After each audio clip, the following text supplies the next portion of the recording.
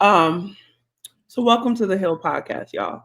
This is episode 10. We have made it this far. A couple weeks ago, Kiki said, Jasmine, how many episodes you want to go? So originally we had said 12. So I had got quiet and she was like, well, what's the first thing come to your mind? And I said 12. Because I be trying to stick to my commitments. But I ain't gonna lie to you. Today was like, I should have said 10. Today I had, I'm always trying to take the road less traveled. Always trying to push more. Don't know when to let it go. I should have said 10, but that was just in my spirit today. Before I threw on this wrinkled hoodie and pushed my little gray streak back. That was on my spirit today. Because like doing my natural hair is a whole other thing, but it's okay. So welcome to the H.E.A.L podcast. Join two real life friends and professional women on a journey of self-discovery, growth, and healing. Together, we explore what it means to unpack life's challenges, embrace self-awareness, grow in our spiritual practices, and navigate healing, one honest conversation at a time. This is not a space for giving advice, but rather a place to share tools, tips, and reflections that have inspired us along the way. Whether you're looking for clarity, connection, or curiosity driven dialogue, you're in the right place. Let's hold each other accountable with love as we grow together. Yay, welcome to week 10. I don't like to say that I told you so, but I'd rather focus on the fact that Kiosha you might have to call me prophetess. I have a vision. I see stuff. Then some people think I don't go with the flow. I'll be there for the difficult, but sometimes I think that I just kind of see a little further down the line. I don't know what you want to call it, but I see it coming. I see it like maybe I've been labeled as difficult, but sometimes I just see things a little further down the line. But I'm stuck at the part where you said, I don't like to say I told you so. And then you proceeded to say, I told you so. I'm stuck there. That's fine. Yeah. I mean, if you don't say it, then own it. I told you so. It's a phrase. It's a comment. It's a saying. It is a saying, but that ain't what you did. Because you right. Proceeded to tell me I told you so. I told you so. I told you. I told you. I told you. I told you. I told you. There's no I keep saying about it. I told you. I told you. I told you. I told you. Listen, 12 is a stretch, friend. 12 weeks is a lot. I'm not above reproach. I'm on my. I'm almost at the end of the line. So I'm almost at the end. Jeff's excited. I'm like, Fred, that 12 weeks is a long time. It is. It's a long time. Hey, Jeff. It's a pretty number. Manuel, hello. Thanks for joining us. It was a pretty number in theory. But today, everything that glitter ain't gold, honey. Everything that glitter ain't gold. You ain't never lied. Baby, honey. I agree. So we talked about briefly what we were going to talk about today. Yes. And we didn't really land on like a solid thing. So some of the things that we kind of discussed was like are we focusing on like unpacking like setbacks in our processes, or are we kind of looking at them as a part of the process? Like, where are you? What do you like? Where do you want to land? Right. And we didn't really finalize because life was happening. And one of the things I will say is that we get on here, right? And we have these conversations. Sometimes we invite people to these conversations, and we are very genuine and very like intentional about what we want to discuss. But I also appreciate the space for life to just happen. Yeah. Because you can't prepare for everything. You know, like you can't, there's no way to prepare for everything that can possibly happen. So I appreciate this, you know. So one of the things that I said was, what does letting go actually look like? Because last week we were talking about leaning in and letting go. Mm-hmm. And I had said something to you about, like, you know, like when letting go and like in your processing setbacks or like delays and stalls, like when things get stalled and stuff. But we didn't finalize anything. But today I was watching, I caught a glimpse of Pastor Hannah, and he was talking about delays. Mm-hmm. And it made me think about our conversation about letting go. But at the same time, I'm just like, whatever. So yeah, I remember when you brought it up, and I was kind of having this moment too, because I was like, I'm tired of it, because I woke up the other morning just overwhelmed, and I'm sure many of you who are watching can relate to this. Like, there's so many opinions floating on this app. Some tell you that you're overusing these, you know, that a lot of the therapy words and jargon has become like normalized to a point where it's being weaponized, right? Then you have the other part of like, you don't need to, sometimes it's like they tell you like you don't want to use therapy to coddle yourself. You know, are you actually sitting in your emotions? Should you sit in your emotions? How do you feel? These men need safe space. It's like all these different views and angles of how to approach life, and it can feel like a lot. And the other one, like, I'm just tired of hearing everybody's opinion. I'm tired of hearing, you know, everybody got to think piece on something. And I'm just like, what do I do? Like, I was like, I'm tired. It's just like, I want to let go. Mm-hmm. I want to move forward. Mm-hmm. But is it, I think I was talking to you, I was like, is it just a part of the process? Is it just being like, I just want to come to the place of the path of least resistance. Come to the point like, okay, it is what it is. Yes, I'm upset. Yes, I'm happy.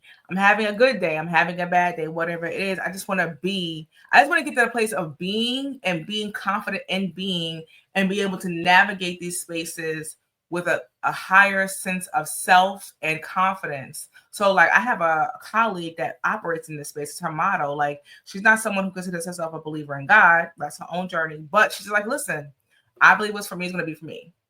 Mm-hmm. If it don't work, I don't go. Like, she don't get wrapped up in it's not, you know, she gets upset. She gets things happen. She celebrates. She shows her emotions. But she's like, I'm not going to stay too long in the spaces that ain't for me. It ain't for me. Okay, let's go. Let it go. And I want to get in that space and find a balance of the healthy communication and things like that, and also just being confident in my spirituality. So the other day, I just felt really overwhelmed when you came to me about the topic of today. I was like, I don't even know, because it was like, I'm tired of even talking about it, a process. And this is like purpose of this platform is to even talk about these moments here. Like, yo, real talk. Like, you know, Tuesday I want to burn H.E.A.L, and Friday I want to be like, yo, kumbaya. Congratulations, you know. But this week has been a combination of everything. But I want to talk about something really fun that happened this week. Can we talk about our week? Like, I think we all had some good moments. Like, I'm tired. I mean, I'm exhausted in different areas. Like, my brain hurts a little bit, but I had some great moments this week. Mm-hmm. So can we talk about that? Like, sure, go for it. To the celebration for Faith Evans. Mm-hmm. Celebrating 30-year career. She started her career when I was 12 years old. I have been a fan since then. 30 years of being a singer and a songwriter. And let me tell you something. That concert, I posted on my page about it, but like the production of that concert, the song selection, the talent, the I had the terms of the day. Like picking the talent, the lineup, the band. Like, I mean, everything was just like executed with excellence. It was a beautiful show.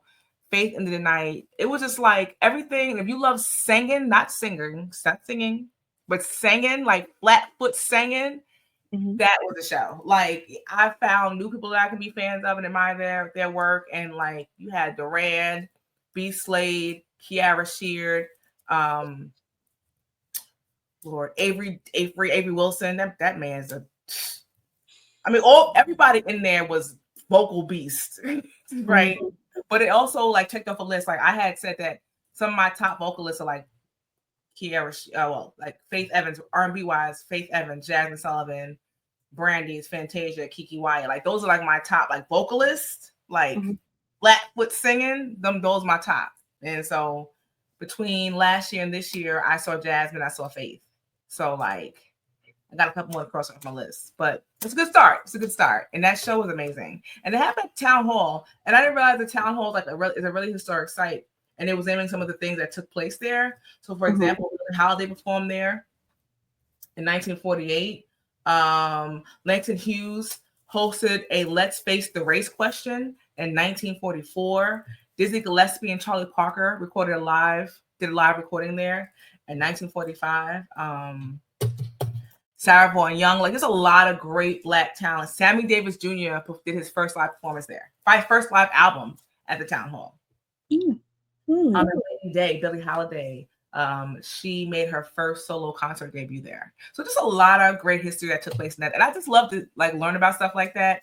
And New York is really filled with a lot of great historic buildings and architecture. And I love, like, I got to really take in the city that I love. Like I work in Manhattan, so I normally just rush through and go into work. So to be able to just go and like intentionally slow down and just take in, like even walking through the new concourse of Grand Central Station and taking the art exhibits that are there and like coming out on 43rd Street, just like looking at, I love architecture. So like looking at the buildings, just taking my time and walking through the city to be a tourist.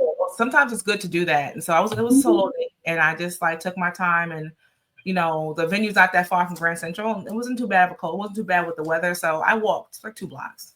I took my time and just like went, enjoyed the show. And then I went to STK afterwards and had a little martini, some oysters, and that amazing bread. That bread. Can we talk about that bread? Can we talk about the bread at STK? The bread at STK is really good. I've been to STK a couple times. I don't remember the bread. But that was like, I remember the bread. I was talking about that bread a long time ago. That with the bread, green oil, with the pesto oil. What? Yeah. Oh, I have a picture of it. I think between the drink was a cucumber, like vodka, martini type of thing going on, the oysters and that bread. That had been my last supper. Not your last supper. That's been dramatic. But like, I don't even know if well, I told Manny, I said, you know what, Manny? Because he was up and I hear him. My father. I said, you know what? If the Lord called me home tonight, my spirit is full. That's what I said. If he called me home tonight, my spirit is full. I'm happy. I'm happy on the inside. I got to see Faith. I had a good time.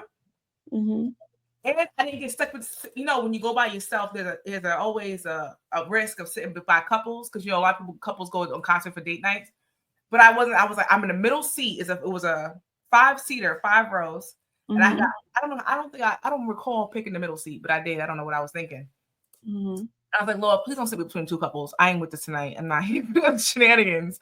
But thank God I was between like 2 people to my right were like random single people. And there was 2 girlfriends next on the other side of me. So I was like, thank God. I couldn't get I did not want to sit between no couples. No, thank you. But yeah, that was Friday. Can we listen? So, okay, you finished? Yeah, I can talk about. I went to Carnegie Hall on Thursday. I saw Rock. Oh, no. Yeah, no, you saw Rakim. Go back. You skipped the whole. So go back. Go back to all the Black excellence. Oh man. Oh, okay. So then we got to go back to Carnegie. I went to Carnegie Hall, and Earn Your Leisure hosted a podcast there, right? And oh my God, yeah. Like, what am I talking about? Earn Your Leisure hosted a podcast there, and you know, LVMH. We was able to get tickets through some friends, and we went. And let me tell you the lineup. It was a really good lineup. Hold on. Yes, it was Robert F. Smith, Earn Your Leisure. DJ Spinderella was on the 1 and 2s. Ed Lover hosted it. Ed Lover looks amazing. He's aged well. Yeah. And we had a lot of fun by Rakim. So it was just a night full. Anish Mawani, who's the president and CEO of LVMH, was on the panel with Robert F. Smith. This sitting in the room at Carnegie Hall with a room full of Black excellence is just something that always is inspiring to me. And I don't take these moments lightly. So that was Thursday. And then Friday night was the Faith Evans 30-year celebration. And then Saturday, I went to a private fashion show for a new label. Jam-packed week. But it was great. All represented Black excellence and inspiring. I don't take it lightly that I'm able to be in these rooms. And I'm blessed for every opportunity that I am given. I'm tired because I was out 3 days in a row, and it ain't typically something that I do. But it was a good week, you know. Yeah, I'm glad you had a good week. Yeah, I think that it's important to acknowledge like when you have a good week and when you do stuff that you wouldn't normally be doing. Like yeah, because you know me, I go home. I go to work, I go home. I don't. You always tease me. I don't really be outside, be in a coffee shop. You tell me. I think I'm outside. You're like, you're not outside. You at the coffee shop on the corner. You ain't really out. People watching. You ain't really outside. You know. That's my outside. I'm not old. That's the level of outside. Yeah, that's not. So I'm a kept woman now. I'm a kept. So I keep myself preparing for the man's gonna come in and keep me. Because when he comes in, he's gonna have to continue the tradition. And elevate it because I keep myself. So you're gonna have to come in and keep me. You see what I'm saying? I'm setting the tone. So you know what to do when you come in and pick up. Oh, okay. That's what she's giving tonight. I like how you like that. You see that. That was good. What was I gonna say? I mean, that's girl. I'm glad you had a good week. I'm glad you got to go out. You was out in the world. Put on your cute outfits and, just be present. To me, that's being. Yes. That's being. That's being. Because you're moving with life. You're not sitting in a space waiting for the process to end. Yeah. Because the process is continuous. But being is being present in the moments. Like being active, doing things, talking to people, engaging in communication, and all the things. I think that's dope. I'm glad you had a good week. Thank you. How was your week? Okay. That says a lot. So, I was sick all week. I had a really bad sinus infection. It was very challenging. Okay. But yesterday, I was able to get up and get out the bed and and not that I was in the bed all week because I wasn't, because I did stuff, but I can push through a lot of pain. But a sinus headache, a sinus infection will lay me out. Like, I don't want to do much of anything because I can't concentrate. Like, you can't, when your head hurt, you don't concentrate the same. I can't focus on things the same. So that was most of my week. Friday night, I had some relief. I was able to kind of get I had a moment of relief Friday night where my head was no longer hurting. I was able to sit at my computer for 2.5 hours straight and work on this project that I've been trying to work on and get an idea of what it is that I'm trying to create and build. So that lifted my spirits because I was sick all week. I've been struggling. I don't like the word. I've been having challenges getting this project from start to process, not even to the end, but just creating an idea and having a clear idea, having a clear understanding, being able to communicate why I chose this and why it's important. And I just couldn't formulate everything. And things weren't, the pieces wasn't hitting. It wasn't hitting. It was just I don't know why I'm here. Why am I here? What am I doing? I don't want this. Leave me alone. That's how I felt on the inside. I was just I just want to be in my corner. Leave me alone, but you got a job now. You got a job now. Oh gosh, but it's this job is so different because it's not emotionally heavy. Because I'm not responsible for the lives of young people. So my other jobs have always been emotionally kind of heavy because I'm I got to make sure this kid does this kid, like it was Not you always, saving lives. It's like there's lives. yeah, like this is not life-saving stuff. Like this is operational processes. This is like making sure things move properly. Yeah. And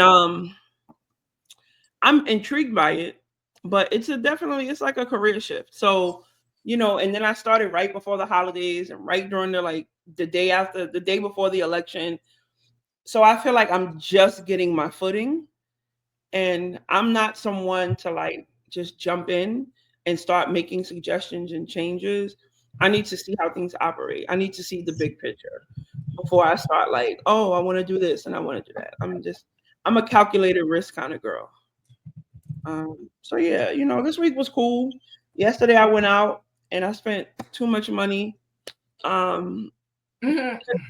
Because I want to like start refreshing my apartment, because I didn't really do anything from the end of January, right from the end of 2023 and the whole month, like, the whole 2024, I didn't buy anything. I didn't like do anything. You know what I mean? Yeah. So I wanted to like freshen up my bed, my linen. Oh, and then I told you the guys came here and fixed my bed for me. Yeah. You know what I'm saying? Like, I love men who can fix things. My God. Me too. Listen. And anyway, so they came and they fixed my bed for me. Go ahead. Pull me up. Yeah, they fixed my bed. And it was so quick too. Like they came in here and they was like, "What you need?" And I was like, "You got to put some nails in this wood, because whatever." I explained the whole situation, and it had held up for a long time. And he was like, "All right, cool, I got you." The maintenance man, they went downstairs, they got the nails and the screws, and I was like, and I was on a meeting. By the time the meeting was over, they was like, "All right, Jasmine." I was like, "Y'all done?" They was like, "Yeah, we finished." There is nothing like a man with a drill and to know how they get the right nails and get a job. Then they come and look at it. I know what you gotta do, and it's done. And I was like, "Can I pay you?" I was like, "You got Cash App?" He was like, "Nah, we good. Don't worry about it." I was like, "You know what? I'm gonna buy y'all lunch." So I bought them lunch, with the maintenance guys lunch. So I went to At Home yesterday, and I brought some decorative pillows, a new duvet, and a new comforter for my bed. And I got like a spring color, like a peach color. I just wanted something to like brighten up the space. So I did that. And going outside is very expensive. And then I went to Trader Joe's. Yeah. I have a couple of questions that I wanna Okay. And then okay, cool. So I did that yesterday, and so it was cool. Today I feel good. It's windy outside. Like I wish I had some soup made already, so I could just like get in a corner of my bed and watch TV until I fall asleep with a cup of soup. Okay. That's what I want. Oh, and I brought this. This is cute. Look, for when people visit, because I love to host. Are those cups? Those are mugs? Like soup cups. Like I thought they were they're like little bowls. I thought it was like dog bowls at first, but they're not. So it says, "Stay a while, be our guest, get comfy, and enjoy yourself." So I got these from At Home yesterday. They were $17 with 50% off. Oh, okay. That's nice, cute. You know what I'm saying? And it came with the rack. Yeah. That's cute. Yeah, but something else I was about to tell you. But what's your question? Well, first I want to say this, about your role in the school. The quick little, according to most career experts, it typically takes 3 to 6 months to fully acclimate into a new role, depending on the complexity of the job and the company culture. So, like, just keep that in mind. Like, I think, when you're an overachiever, you just want to come in and do things, and I don't know if you can see yourself a type A, but just a fixer. We got to put on this unnecessary pressure on ourselves to get everything right away. No, absolutely. And as you're talking about, I want to remind you, when others, if anyone else has a new role, give yourself that grace, because it takes 3 just to get acclimated. That's not even like really getting your foot, like understanding the role, like learning the ropes, establishing yourself in the position. It takes time. So don't and I think it's important to just remember that, like, the first few months are key, right? The initial period is focusing on the learning the company, the culture, the systems. We talk throughout the week, and it's like, learning who to call for this, who wants to be CC'd, who wants, you know what I'm saying? Understanding your core responsibilities, but also you're a people leader. And you are new, and then the person you're leading started not too long after you. So you have you're learning your role, but also having to learn the person's role so that you can manage them and support them. Yeah, you know, one thing. So keep those things in mind. Thank you. No, I've been thinking about that, and then I also think this is just social. This is just my social human behavior kind of theory. Okay. As someone who is like, I'm really solid. If I do something, I'm gonna do it well. Yeah. But I think there's an expectation when Black women are in spaces of leadership that overperformance is our baseline. Yes, that's the lock in the pit of hell. So it's like, and I recognize that, like, even like some of my old positions. So it's like I recognize that, and I realize that I've been taking my time intentionally, but I wasn't comfortable with the time that I was taking. But I knew that I needed to not rush. So maybe that was like God's protection, like maybe, like just my spirit protecting me from myself, from that desire and that need to like fix everything, know everything, do everything tomorrow. You know what I mean? Like I haven't been happy about it, but I also recognize that I couldn't change everything overnight. You know what I mean? So yeah. But I do feel like that though, as a Black woman, like when you work in certain spaces, not necessarily this space in general, because it's a very welcoming space. Let me say that where I am now. But I do feel like that's a part of like our like professional culture. Like we come in and we set it ablaze, and it's like, oh wow, I didn't know you could do that. Oh wow, I didn't know you could do that. And now I'm in a space where the people I work with, they're really high achievers. And they're really well educated, and they're really great researchers and strategic people. And it's just like, oh, you want me to do that? So sometimes I be feeling like the tasks are so minute. I'm like, in my sleep, like that's all that this requires. Like shit, I was out here creating programs, trying to get people out of jail and stuff, and now you want me to do this? And I think that's I never worked in a space like you have, but I know how corporate work can become very mundane because you're not, you have to keep yourself motivated, because it comes down to a lot of task oriented work. And sometimes the struggle is like keeping yourself motivated or finding ways to kind of trick yourself mentally to keep the passion there. The work that I do is I'm not saving lives. I'm not doing anything that's going to change the course of this world. I'm supporting $1 billion industry that is, like, the work I do is not going to end the world if I miss an email. Now, folks act like that. At times, if you miss an email, it's the end of the world, but we're not. Yeah. Yeah. No, that's real. So you had another question? The other question I had, yes, we must do the work our soul craves. Yes, girl, creates on the live. And so that's the way we keep ourselves motivated. And because I know that's sometimes the question I have of finding ways to make impact in your role that speaks to your passion. I'm gonna get to that. And like for me, I know throughout my career, volunteering in ways that can create diverse pipelines or bring awareness to minority employees, specifically Black employees, and experience, working in the D&I space. So finding areas in which we can make impact from your role. It's important. So because I'm saying you're transitioning from work that you're really helping people's lives, and now transitioning to a space where you're not saving lives, you're doing corporate work, and it's very different. And how to keep yourself engaged and it's connected to politics.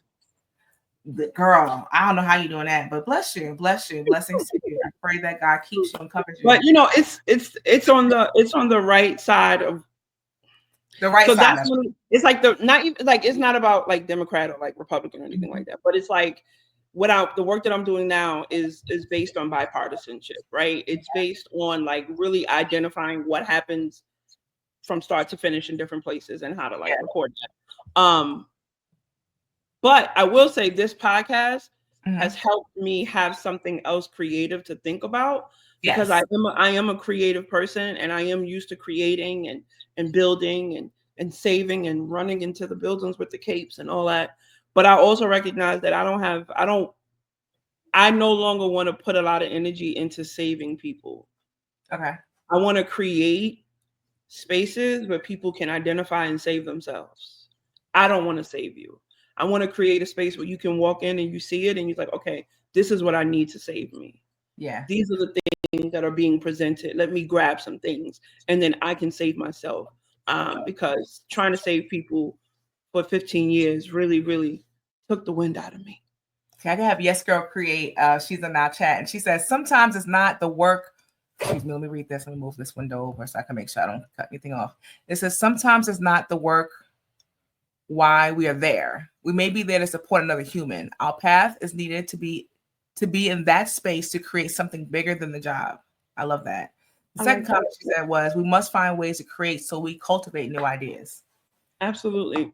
And that's what the podcast has done. Yeah, it's given me, It's gave me a creative outlet. And we really started this podcast December 29th. Mm-hmm. And I was in the trenches. And I was like, girl, we gotta do this now, because I'm about to. But I was going back in my emails and I saw I saw January 2024. I even sent the email. We was talking about discussing this podcast and like doing a mini brand sprint. So we've been talking about this for some time. And yes, while we may be tired at week 10 and pushing to week 12, once we get into it, I am reminded and I'm rejuvenated in this space of why we're doing this. And I've received so much positive feedback. Yeah, me too. Yeah, absolutely. And I also think, I think starting something in the winter, I think like winter is a hard season emotionally, spiritually. It's a rough season. There's less sunlight. It's colder. People want more, like, like you don't want to do as much when it's colder. Like there's a lot of things that go into like starting something in the middle of the winter, which is interesting. Like, but we have the benefit of like being able to do this at home and then from across the country, like I'm on the West Coast and you're on the East. But yeah, I'm glad that we started it. And yeah, we've been talking about this for a long time. And I can't believe it. Like, it's so crazy that we're at episode 10. Yeah, we started off with this, like, let's just do this is supposed to be a test run, literally. 20 we're gonna go live, see how it goes. It's like, keep coming back, do it weekly. It was like, weekly. I was like, how about bi-weekly? It was like, no, Kiki. Yeah. I'm not gonna lie. Kiki was like bi-weekly, once a month. I was like, we gotta probably do it every week. And we didn't have a title. All this happened within the first week. We just came on live in the podcast. Like it happened in the podcast. Yes, our viewers came up with the name with us. Like everything happened, and that just is another example of just start. We just do it. Just start, and things will come together. Just activate. That if even Yes Girl Create, that was last weekend, and my daughter went to their Girl Summit last week, and it was just like, I don't know how many years they've been doing this, but this is her second year going. I'm sure you'll let me know in the chat, but like even starting that and being able to step out with your vision, and then I can imagine like seeing it started from what it started from to now, and seeing how many young ladies that you impact, the lives that you've impacted, and the communities that you build with that. So you never know where it can take you. And then, going back to like Faith Evans, she was like, girl, I was just a girl from Newark. I wasn't even thinking about becoming a singer like full time, but the connections God can place people in your life to connect you. You never know where it can take you. So it's just a reminder that those ideas that God gives you, he gives it to you because he knows you can do it, and it's up to us. Okay. 3 years and it was 12 girls. Now that they are at 160 people. So they started 3 years ago at 12 and now up to 160 people, including my Maddie Rose. So that's beautiful. Congratulations. That's amazing. That's what I'm talking about. Like we all can make our impact. Like that's why I never understood like people who hate or try to dim your light, because there's enough space for us enough room for all of us to shine. To do everything that God, life, whatever it is you believe in, can whatever it is that it's calling you for you to do it. I think it's such a noble role when you are working with young people and you impact the lives of young people. Like when it comes to young people, I love you. I love. Yeah. So I'm very like, what you doing with them kids? Like you know what I'm saying? Like, are you really here? Because you don't know. Like in nonprofit, you'd be surprised at how many people work in nonprofit with young people and they don't like kids. That's crazy to me. That's It's crazy. No, you have no idea. Like I'm pretty sure Jasmine. I don't know if she's still here. We have had so many conversations. We'd be like, why are you here? Why you here in this space? Why you working with these kids. young, so it's like it's a beautiful thing when you create a space and it grows and they keep coming back. And that means like, 'cause when a young person can identify that there's something there for them and they keep coming back. And Madison, we know Madison don't go nowhere. You don't want to go. She don't like it. She She's don't not want to go and she don't like it. She's gonna tell you, I don't like it. Yes. You know what I mean? So I think it's so shout out to her for like creating a space where young girls want to keep coming back and in a space that parents can trust and that's being like in this building because it's not easy. Mm-hmm. It ain't easy. It's not. Yeah, and Especially like if you write grants and trying to get funding and it's a lot of work. It's work. And like to do the things because while you can reach somebody else, somebody who may not listen to me may listen to you and vice versa. So there's always space in your people. My prayers are always like, Lord, put us in the path of our community, those who need to impact. Like I was saying in my stories, my goal with posting is not to just reach this network. It's to go beyond my network. It's to go beyond who the people I know. Yes, Teresa, she works. She does a lot of work and she works full time because she's in my group. Right. So it's like to have a full-time job and run an organization like that at that magnitude is a lot of work and a lot of dedication. So I commend it because listen, this little podcast I'm doing, not little, don't hold it down. This podcast is once a week be a lot. So I can't imagine putting on a program and getting sponsorship and coordinating, getting volunteers. And like you do such a great job even with the marketing and the communication and like getting this like outreach and like sending follow-up emails and the post. Listen, it's a lot. Yeah, I remember I used to have like consults with people who were starting like organizations and businesses, and I used to always tell them like I work in this space as well as consulting in this space. And one of the things, because nonprofits that start, especially like in our community, is usually from a heart place. It's like a passion. Some people are passionate about. And a lot of times what happens is they just start doing the thing, but they don't strategically plan. And it's like, that's why a lot of nonprofits don't make a lot of, like, they don't get enough funding and they don't do the things because people don't do the strategy part first. It's like, it's all heart. I love the kids. I want to help the kids. And then you just start spending your money and you start doing these things. But like, and people used to get mad at me and I'm like, yo, I love the work. I love my people. I love these kids. I want to do everything for them. But we can't keep surviving off of passion alone. Yeah. You gotta have a business, you gotta have a strategy, you gotta have, you gotta map it out. Sustainable. You're creating a legacy and you want to create a business after you right. So it's strategic, got to be strategic. And so it can be sustainable. If you decide, okay, I want to retire from this, I can pass this on to someone I trust this to, and you have how to run it, how to do all the things. Business might be anything. Like the hard work is great, but what's the plan? Yeah, right. So like, I love that. The plan. That's my mom. What's the plan? What are we doing? Yeah, shout out to her for doing both. Yeah. I have a girlfriend, Adora. She's a marketing maven. Is that the right word? Or she's just a marketing extraordinary marketer. And I remember at my last role, I worked around a lot of marketers and I learned so much about them when it comes to strategy and execution. And we was working and we co-founded our Black ERG with our last company. And she was I pulled her in to be a co-founder with me because I loved how her mind worked. Like I'm a heart person. I love the things. I have the ideas, but I need somebody. And this is the thing too, when you're creating a body of work, whether it's like within a company or external, your own, I always think about the greats, like they talk about like Ford and like, if I don't know how to do something, I'm gonna pull in somebody who knows how to do it and do it great. And so I pulled in my girlfriend Toya, who's great with numbers and great with like She knows how to pull things together. I've tapped the door because she's a great communicator and a marketer and knows how to execute and plan to execute. And I remember at the end of every call, she would say, now, what's the plan? What are the next steps? What are we doing? Why are we here to talk about this? What's the goal?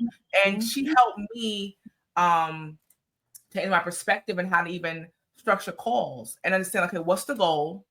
Why are we here? And then what's the end goal? What are the next steps? Sometimes she come up a bit harsh or brash, but you gotta get to the point. No, what are you doing? I was just about to say, you know how many times I ask people that and they get mad at me? Okay, so this was a great conversation. So what are our next steps?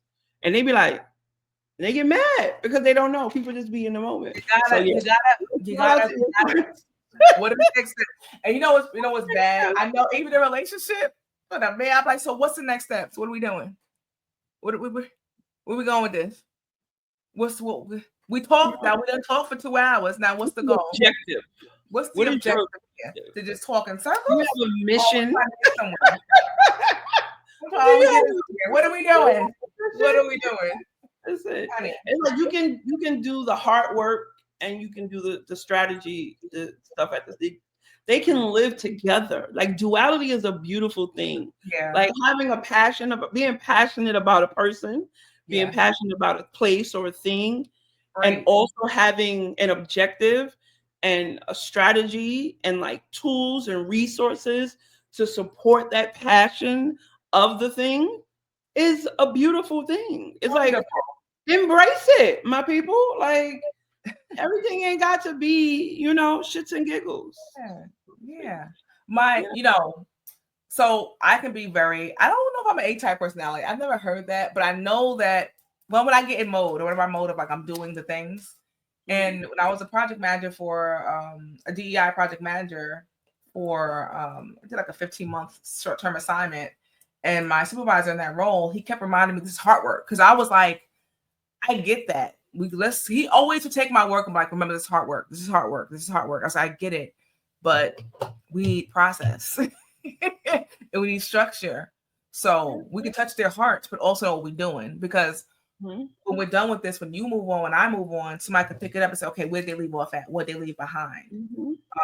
So they can continue to work on. And I've seen it like since I've left that role, I created a structure. And even after I left, the people who took and I put it in their hands, they was able to to finalize a project and go live with it globally. And I take pride in that because I started the groundwork, but we had a structure in place. It was very important. I'm big on that. And learning the duality and balance of heart and structure and strategy and the beauty of how those things can work together. Absolutely. I mean, the human body is a process and a system. Like everything is a system. I'm sorry. Everything is a process. But my end's too hard. I know like some people don't want to, let's just keep it light, let's just keep it organic. Okay. Cool. You know what I'm saying? But it's like when the money. It's not even like true, but then it's like it's not even just that part, because it's like if you do touch people in the heart, what do you want them to do next? So you've impacted me. My heart is open. What is it you want me to give of myself? Yeah. Am I now a disciple? Am I passing this message to other people? Or do you want me to become indoctrinated in what you're doing? You know what I mean? Like it's a process. Like you open up someone's heart, you get them to empathize, you create impact. Then what? Do I just stay here? I've been impacted. I feel good. I think that's where, okay.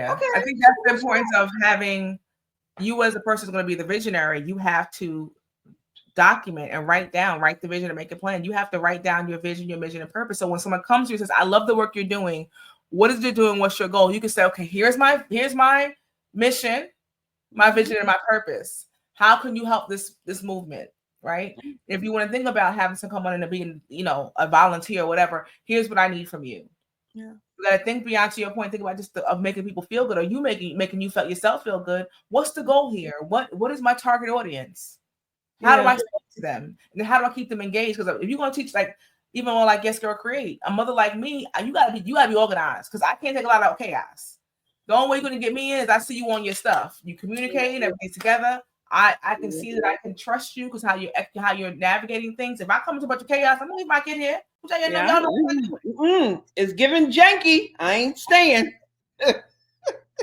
Even the ministry I go to, they're very organized.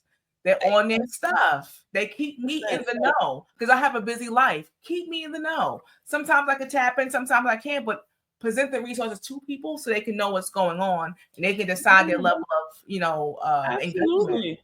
Absolutely. You know, and in some groups that I'm a part of, you know, like I come off that way because I'm just like, I need a plan. I need a process. I'm fine with having a contingency plan. Mm-hmm. I'm fine if the plans don't work and we got to make a shift. I'm easy to shift. But where we starting from? Like, what's the plan on the ground? Yeah. You got to have, like, I don't want to be a part of nothing at this stage in my life if it doesn't have a plan on the ground. If there's nothing, like, if I just can't do it. I don't have that type of energy to invest in something without something, you know, some expectation or some like goal or mission. Because even if the goal is small, that's cool. You know, we're gonna figure out how to get there. Same page. I would just, as long as we're on the same page, and that's the biggest thing. Like, what are we doing? Yeah. What's the goal? Where are we going? And you know, yeah. Oh, can I tell the people about what happened yesterday? I remember the opinion. The Uber driver and the guy, I forgot, and the guy in Trader Joe's. So 2 things. So the first thing was when I was on the phone with you, and I was like, oh, he just came over here like that because he think I'm cute. And you was like, wait, did he say that? I was like, no, his eyes, his face said it all. You know what I'm really learning? And you know, because y'all always say somebody got to like jump in front of me butt naked in order for me to know what their intention is. Because, you know, like I be in another world. But I don't know, maybe yesterday I was just more open because I was like, I don't know what it was. But this man was actively flirting with me. I wasn't interested, but he was actively flirting because even before I walked over, he looked up before he knew I wanted to ask him something.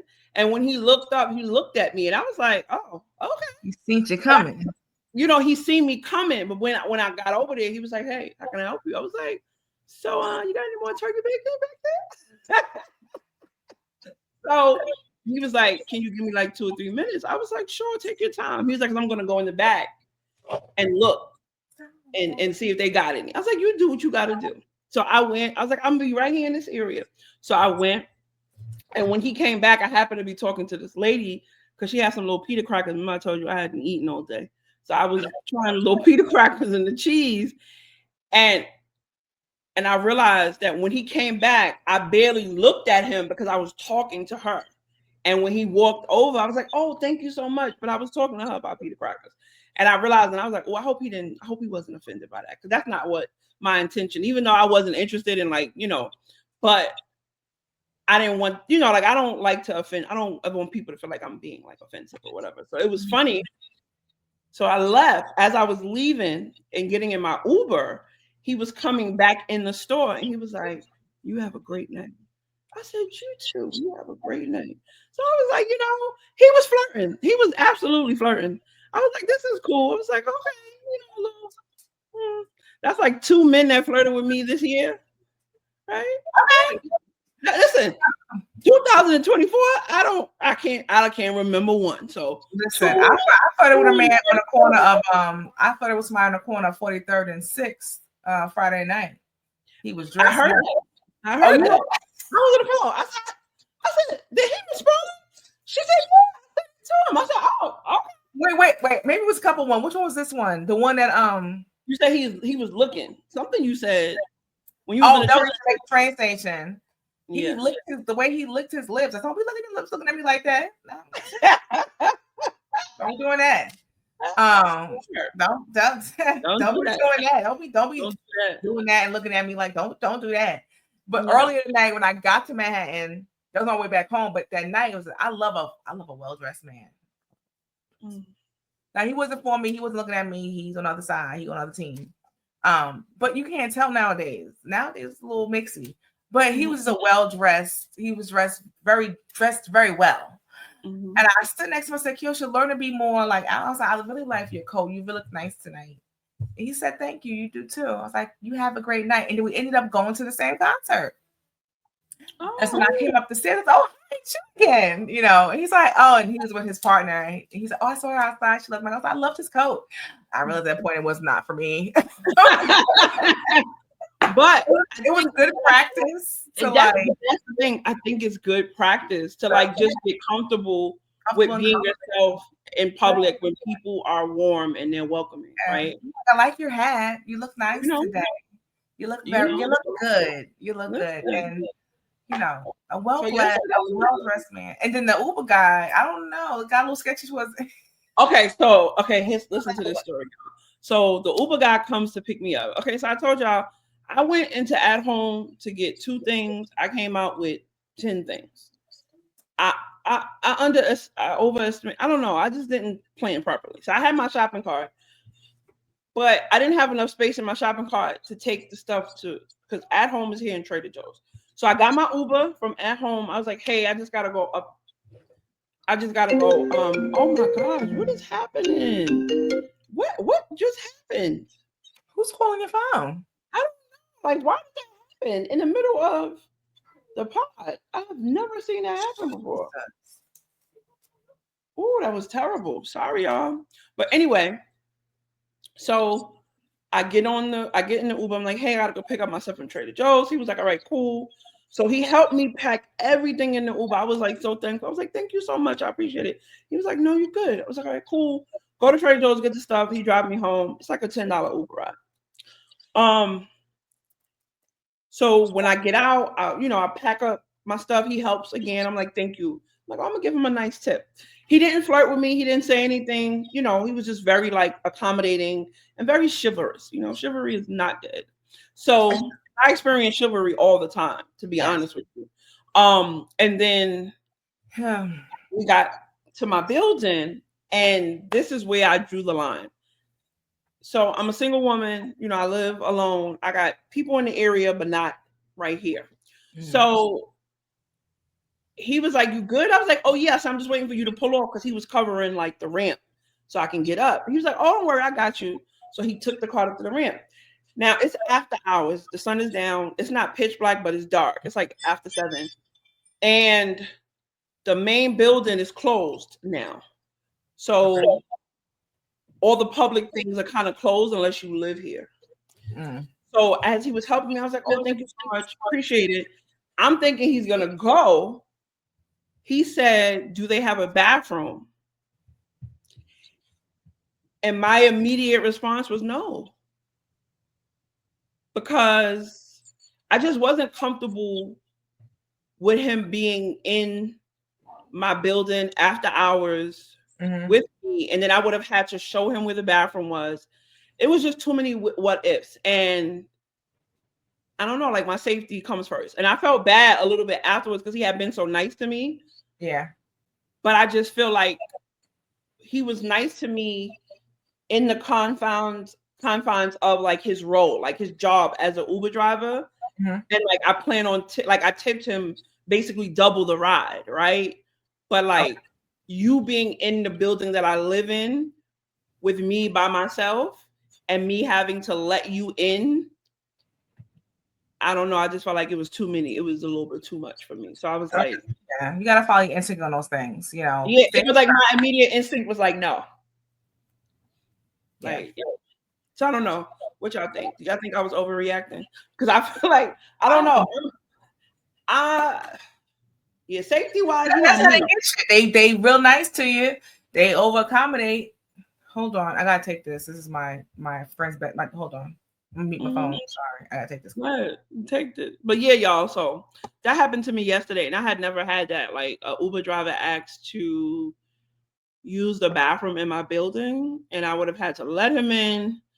And then I would have had to take him to the bathroom, like, show him where it is. It's a private space for guests, for like people who are looking to move in here or people who live here. And if they have guests come over, like they have like a a playroom, a guest room where you can play pool and all that stuff.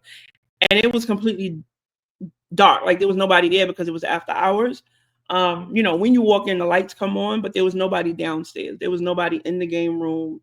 None of the things were happening. So I was just a little uncomfortable with letting, you know, with taking him to the bathroom. I don't know. But yeah. So that's what happened last night. 2 seconds. I'll be right back. Mm-hmm. Hold down. All right, I'm gonna exit the stage. I'm gonna stay here. I'm gonna just. No, you can do your thing. It's fine. Yeah, listen, life be happening in real time. I don't really have nothing else to talk about, y'all.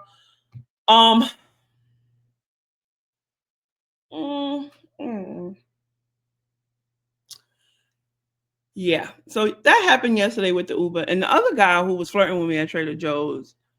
He was a nice looking dude, but he wasn't melanated, and that's a requirement for me. Melanin. Sorry. You know. I'm back, y'all. Sorry. So my daughter's best friend spent the night here, and her ride had came, so I wanted to make. I was talking to her mom just now, making sure that she. Quay said you did the right thing. Stranger danger. So. Oh, okay. Yeah, that was a first for me, but yeah. So that's it. We'll see. You know, it did make the not the Uber driver, but the guy in Trader Joe's did make me think about like the idea of like being open again to like dating and meeting new people, because I do believe that it's an energetic thing as well. I don't go out as often as I used to, but I think sometimes when you go out and your spirit is just like, I just wanted to get my stuff and go home, and I don't want nobody to talk to me and don't say nothing to me because I don't have time for these men and da da da da. I feel like that's an energy you carry. And I feel like if that energy will get you what it is. You know what I mean? Yeah. I feel like because yesterday I was a little bit more like chill. I was a little bit more myself. You know what I mean? Just out in the world, being friendly and talking to people or whatever the case may be. And I feel like that's why that happened. So yeah, I was watching the Oprah podcast, and one girl was talking about how she had went through a bad breakup and she had relocated totally to like, you know, start over. And she's finally like thinking about what it would be like to open herself up again. And the guest was like, that's a sign to your point that you might be ready for that. Ready to start exploring that. Sister girl, I'm gonna say this. I do want partnership. I want a husband. I want a man in my life. However, I'm still in repair at this time. So because, you know, now a few weeks ago, I said, this was a couple, like maybe 2 weeks ago, I was like, if you ask me today, I'm gonna say no. I don't have the energy for another person. But okay. In terms of like this whole journey of like self-awareness and critical, you know, thinking critically through your decisions and like assessing and being or whatever, like that part of this I've been doing a long time, right?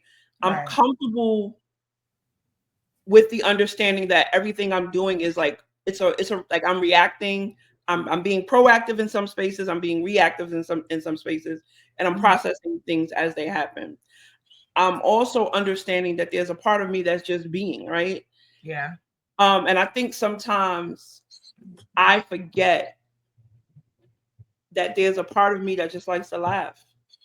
There's a part of me that just wants to watch comedies. You know what I mean? Like there's a part of me that just wants to cuddle. You know, like there's different parts of me. Yeah. You want somebody to do that with. Yes, because I'm not currently activating those parts of me because I'm doing them by myself. So it's kind of like it's second nature. I'm gonna put on a good show and I'm gonna laugh, but I'm not thinking about, oh, this was really fun or this was really great, because I'm experiencing that by myself. Okay. You get what I'm saying? Does that make sense? Yeah, it makes sense. Yeah. So it's like now I'm like, okay, maybe I am at a place where I want to start like seeking having experiences with another person. Okay. You know, like doing things with another person. At the same time, I don't like people. Movies can change things. Two. Things can change. You say, but at the same time, I don't like people like that. Like, I really don't. Like, well, like I was talking about you yesterday, like for someone to question if I like them, I don't like people like that. So if I'm in your space, if I'm spending time with you, if I'm spending a lot of time with you, it's because I like you. I am not a mixy person. You said I got the same 5 people in my top. Like I got the same top 5, maybe 10. And even that is sporadic. I don't like a lot of people. I don't like a lot of people. This is who I am. So if I'm spending time with you, like literally leaving my home, getting in my car and driving somewhere, I like you. Stop questioning if I like you. I like you. I don't go places I don't want to. No, I be at home. I'm home in my house in my king size memory foam mattress bed. Okay. Listen. In my room with the door closed. Listen, it's real. All my feet together. I don't like it. It's a very real thing. I got a real comfortable spot. I like it here. I pay my rent. I like to enjoy my space. So for me to leave my comfort in my home that I have cultivated and created for me and my children to come spend time with you. Okay, you got to do the fan now. You got to end the moment with the fan. Okay. What are we talking about? What are we talking about? Yo, you be killing me. Listen. What are we talking about? I don't know. You know what I realized? People do strange things. You know why? Insecure. Because when they hang when you deal with folks that's like less than in certain spaces, it makes you feel better than. Like you feel like you the prize because you better looking than that girl.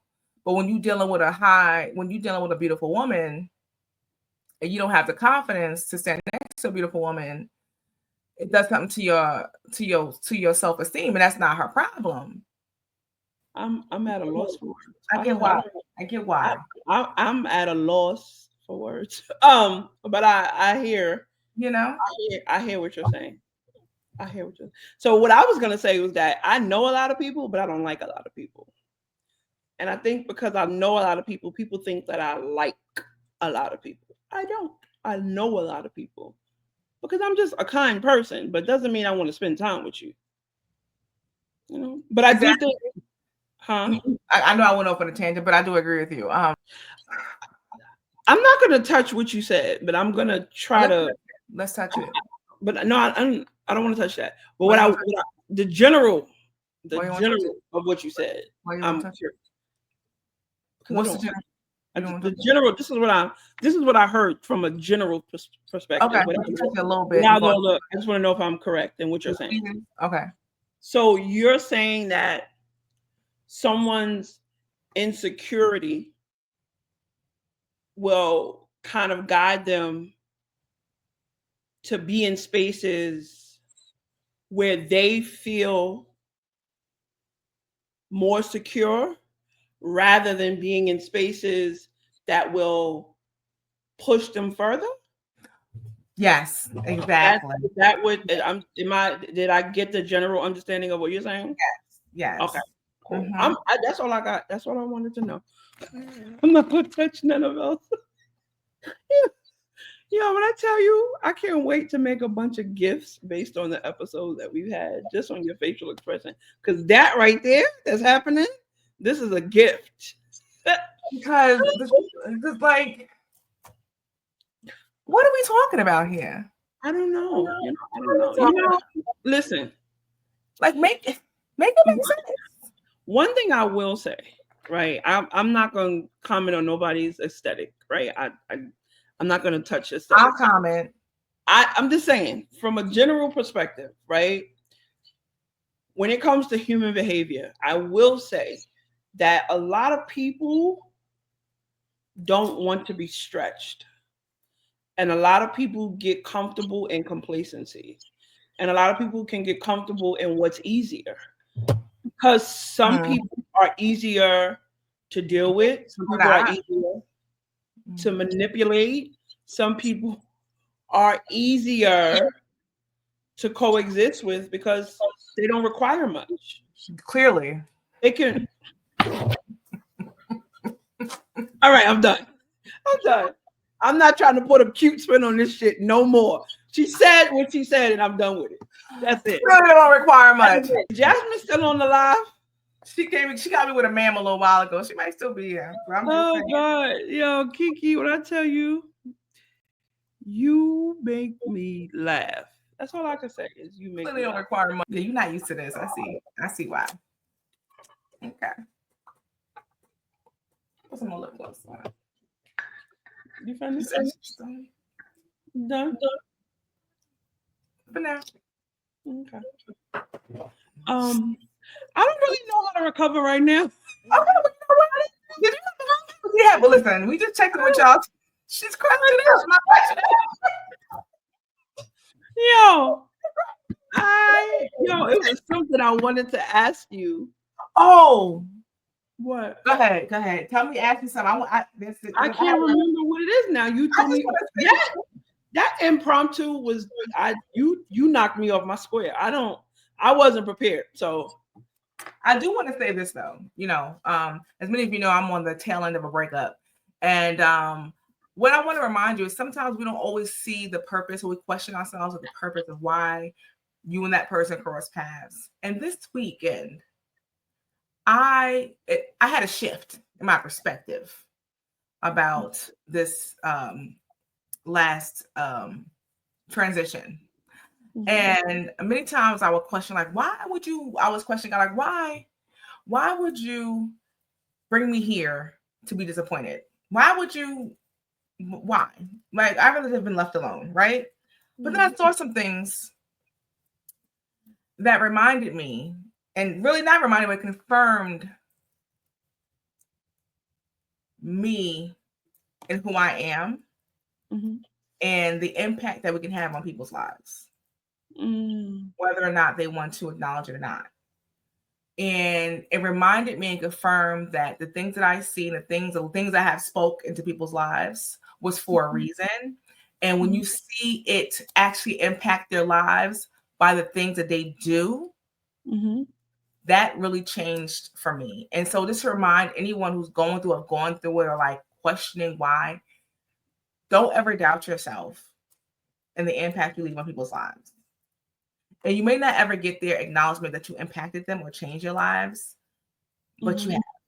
And the impact, they have also left some mark. We all, for some reason, we're destined for each other's past for whatever reason.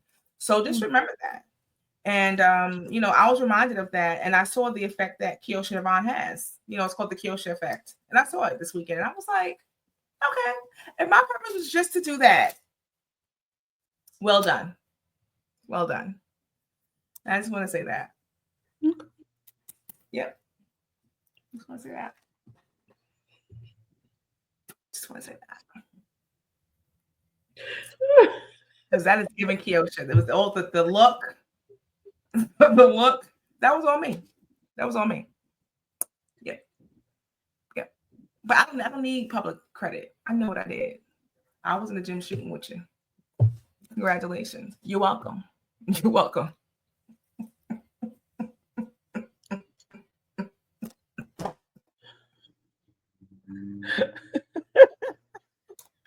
Yo.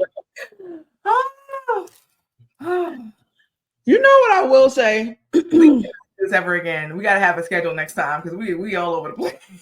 Yo. Oh my God. Okay. We gotta have an agenda. This is what happens when you don't have an agenda. An agenda and talking point so that we don't go somewhere. Because look, but this is really what's going on now. Sign off. Okay, Jasmine said sign off. Yo. Off. Sign off. What up, V? Veronica. Roddy. She said sign off. Ronnie. My homegirl Roddy. I call her name is Veronica. I call her Ronnie. And when we talk to each other, we text each other in caps and exclamation points. I just say Ronnie. So that's how I say it. But who said sign off? Jasmine, your Jasmine said sign off. She said sign off. Sign off. It's a little comic relief. I have all. Listen, be yourself. Have you ever been cheated? I wasn't cheated on. Just want to ask a question. Have you ever been cheated on and then found out the girl he cheated on you was ugly?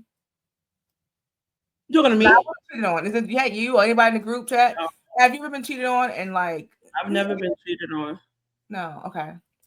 I've never been. No, I've been cheated on. I've been cheated on before, but like the girl was killed. So I can't get it. Well, I wasn't cheated on because I wasn't committed to nobody like that. So Because that's a I think whole. insult is to be cheated on by a female. I think cheating is when you make a commitment and for exclusivity. If you don't have a committed and there's no expectation of exclusivity, it's not committed. It's not cheating. Okay. And I have another Cheating question. is a lie. It's when you hide, when you do things and the other person doesn't know it. But if you're not exclusive and that's not a part of the structure, then it's not cheating. For me. And how do you feel about friends of the opposite sex? Oh God, Kiki. Ooh, child, we're gonna be We here should for start this conversation. We'll say this no, another time. I'm an answer. So I have a lot of guy friends. Mm-hmm. I have some really great friendships with men. Mm-hmm. My brother believes that all or most of them were interested in me at some point and they just never pulled the trigger. That's what my brother believes. I don't know. I do have a couple of friends who, after some time, expressed some interest in me, and this has been what they have said to me. The ones who have kind of told me, it's like a couple of them was like, you too dope of a person, and I know that I'm not in a space to be able to like match where you are in your life. Yeah. Like my drive, my energy. He was like, so I was like, all right, cool. I out of all my male friends that I've had, I'm not talking about friends that I date, like guys that I dated and then we became friends afterward, like, oh, we're cool afterwards, because those are not really friends. I'm talking about people that like I thought that was the bro, the homie, or whatever the case may be. I'm talking about those kind of guys. Like I hung out with, go have drinks with, go eat with, but nothing has ever happened. There's never been like a physical attraction, or like I've never been interested. I do think men are they are attracted to beauty, and even as friends, they're attracted to something about you. Most men don't, well, except for Binky Barnes. Most men are become friends with women because they're are attracted to you in some way. Now I can't speak. Yeah, I believe that. But I think like for you, you're beautiful. Like Ronnie's saying, it's true. Your brother's right. It's still. I think men. Who said that? Wait, Ronnie. She's like, it's true, your brother's still correct. Like, yeah, like men are visual, and so they're attracted to. Again, I don't know what happened with Binky Barnes, but when I can speak to you as a person, I think that I can see that, and I know for me, like I know most men are not nice. I always say men are not nice for no reason. They're attracted to something. You know what? I don't disagree with that. So this is my only caveat. This is the only part that I would say with that. All of my guy friends who started as friends, the friendship never stopped, right? It's only grown. Like they've shown up more. They've been like, I have friends who are married now and they still, participate in that friendship. But I'm very respectful. Like, like I have a relationship with the wife. I've created a relationship with the girl. Like I'm not messy. You know what I mean? Yeah. But I will say there are two of my friends. I've experienced this with two of them. One was, quite some time ago, and the other one wasn't that long ago. Where I developed feelings for them. Okay. Because there was like an emotional attachment. So yeah, I do think friendship between men and women can be very nuanced and very tricky. I think it's important to have boundaries. As a woman with male friends, like I have guy friends, and especially if they're in a relationship, and they're my friend, and I honor them as in their friendship. If they start to date someone or marry, I always make sure that I acknowledge their mate and I respect boundaries. So there's never a question. But also, I think that it has to be I would never let a friend. But that's the responsibility of the person in the relationship. So Jasmine said, "I have male friends that I don't believe were interested in me. They were my brothers for real. I do have men who I have one. I was like, I think he liked you. I was like, well, he never gave me that. And we've always been like brother and sister. So I don't know. Like we've been in like there's never been any time where I thought or wondered. We always was like she is too. Like that's my brother. I have quite a few guys like that. But one thing is for sure, as a female friend, I have always respected boundaries when it comes to them. My next question is to you: would you ever allow a friendship to get in the way of a relationship? So if you have a friend and a man says to you, like, you know, he met all your friends and then he's like, but there's this one I ain't really keen on. And he had a problem with my friend? Like one of your friends. Yeah. Nah, first of all, I believe it's the responsibility of the person in the relationship to create boundaries. So I'm fully aware. Me as a single woman and how I interact with my male friends now would look totally different if I was in a committed partnership. Because it's my responsibility to make sure that I've already created these boundaries, right? There's no funny conversations. And also, this is just my opinion. If you've been in a relationship with a person and y'all have been intimate and y'all have been committed, and then y'all are no longer in a relationship and you've moved on and they've moved on, yes, y'all are friends, but the boundary got to be very wide. Because that's not, you know what I'm saying? Like, it's a very tricky line. For me, it wouldn't work. You dealing with an ex that you are friends with in your relationship now. Yeah, like you gotta be very careful with that. You gotta be very careful with that. So for me, I'm really big on boundaries. I don't flirt, which I'm telling you, I don't flirt with people. I don't have there's no suggestive text messages with any of my guy friends. Like there's nothing happening right now with any of my guy friends. You gotta think about that. Your eyes are gone. Okay. Because I just, but it's not like what the reason why I stopped, because it's not like from a romantic place. Okay. And it's not a romantic part of our friendship. But I do have one friend that I think if I was in a romantic relationship, the way I lean on that friendship, it would have to be you have to adjust that. Yeah, I just thought about it. I think I would have to reassess and so I don't know. Like Ronnie said, you have to make your mate feel comfortable to make, because my cousin, he's married, and he was telling me that when he was engaged, he had a very close female friend, and his fiance was like, it was just that one. She's like, I don't know, and I believe in woman intuition, and she was like, but that friend right there, that one got to go. I ain't feeling that one. And he had to call her like, listen, things are getting a bit serious. I'm going to have to kind of reassess our friendship. And she got mad and stopped talking to my cousin, period. That's because because his wife, his now wife, she was right. Exactly. So the woman is saying, that ain't it. Something in the water ain't right over there. Something in the water ain't right. It's true. It's true. And if they reacted that way, then it was true. Right. You and as a man or woman dealing with the opposite sex, and and your mate says to you, hey, that one don't sit well with me. You need to do what if this is a priority to you. Ooh, Kiki, you just struck a chord, but go ahead. If it's a priority to you, you need to do what it needs to be done to make sure that your partner feels comfortable. Absolutely. And that's a 100% your responsibility. And if you don't, and you defend the friendship more than prioritizing your relationship, you now are at risk of what? Yeah. Because it has to be a fine line, right? It's one thing if you're seeing someone and y'all are just casually dating, but if you're making plans with a person and y'all are talking about life stuff and you're like trying to integrate your lives, then you got to be mindful of how you operate in those friendships. And the solid communication, FaceTime versus the telephone call or text message. I don't care this is my opinion. I think FaceTime is very personal. Everybody don't FaceTime my phone. That's true. A lot of people operate like that. I think it's different when it's an ex. Especially your ex. An ex should not be FaceTiming your phone randomly on a Tuesday night.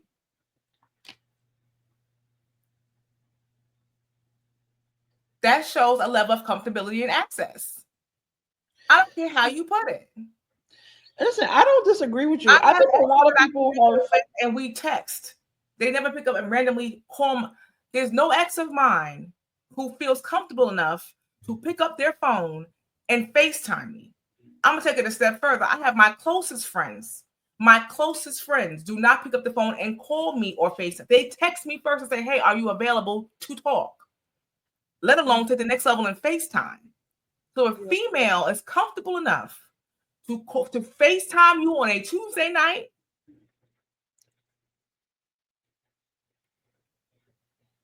So hello, life. Hello. Like Pastor Bond said, "Come, Lord, if you don't stay but a minute," because I know I'm talking the truth.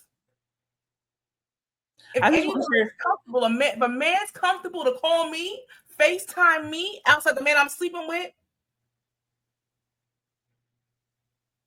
what we talk about? Mm-hmm. I just want to take a moment for you to turn around one more time, the back of your hair. That this bob is laid, honey. Let me tell you something. There's not a hair out of place in this bob. Yo, what's the movie again with the lady with the bob?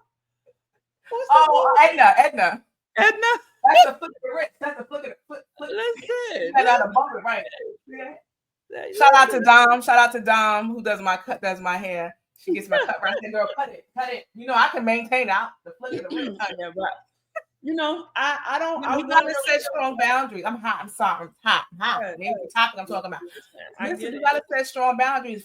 Having friendship with exes, you have to have strong boundaries. And if your partner ever feels a way about it, you need to make sure your partner feels comfortable about your friendship with the opposite sex. And that means creating spaces. Make sure your mate feels prioritized. And if you are going to, first of all, you shouldn't be having, my personal opinion, if you want to get down and gritty, you shouldn't be hanging out with another female without your partner there. Once you're in a committed relationship, if they have not met these females yet, that's just maybe I'm a little old school, but then you got to move a little different. You know, these conversations really make me think really big picture things, because I've never experienced like any of these things and like caring about any of these things beyond a certain point. What I will say is that I'm very respectful. I'm a girl's girl, you know me. Yes. So I'm never going to create a space where another woman feels uncomfortable. But so like a couple of two of my exes, we're cool. And, you know, we engage in communication from here and there. Mm-hmm. But me as a woman, I'm very conscious of how I communicate with them. Yes. I'm not communicating with you in a suggestive way. I'm not like, you know what I'm saying? And one of them are married, you know what I'm saying? And we're cool. But it's not like for me, there's no undertone. It's like, hey, how you doing? Happy birthday. Merry Christmas. Oh, I saw you you know what I'm saying? Like, it's very like, yeah, in and out. I can't speak for what the other person is thinking about. But for me, it's like, it's my responsibility to have a boundary for myself. So if the wife ever open his phone and see your text thread, she ain't gonna say nothing to me. The wife, give your wife my love, how the kids, they gonna never question Keosha. Yeah. I'll make sure she keep it real cute. And I also take it a step further. If I do communicate with my friends, partners, I'm like, your husband.